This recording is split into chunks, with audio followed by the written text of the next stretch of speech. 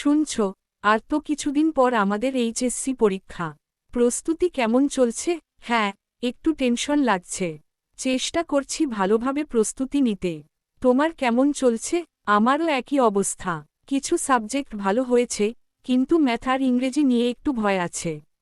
আমারও ম্যাথ নিয়ে সমস্যা, তবে আমি প্রতিদিন কিছু সময় রেখে প্র্যাকটিস করছি। এটা ভালো আইডিয়া। আসলে নিয়মিত পড়লে অনেক কিছু সহজ হয়ে যায়। হ্যাঁ, আর আমি আগের বছরের প্রশ্নগুলোও দেখছি। এতে প্রশ্নের ধরন বুঝতে সুবিধা হচ্ছে। ঠিক বলেছ, আমি এখন রুটিন করে পড়াশোনা করছি, যেন সব সাবজেক্ট কভার করা যায়। আমারও মনে হয় এখন সবচেয়ে দরকার সময় ম্যানেজমেন্ট। না হলে সবকিছু শেষ করা কঠিন। একদম ঠিক। আর আমাদের এখন মোবাইল কম ব্যবহার করা উচিত। হা হা, এটা ঠিক বলেছ। খোলা মুখে চোখে হাসির সাথে মুখে হাসি। মোবাইলই সবচেয়ে বেশি সময় নষ্ট করে। শেষ মুহূর্তে রিভিশনটা খুব গুরুত্বপূর্ণ।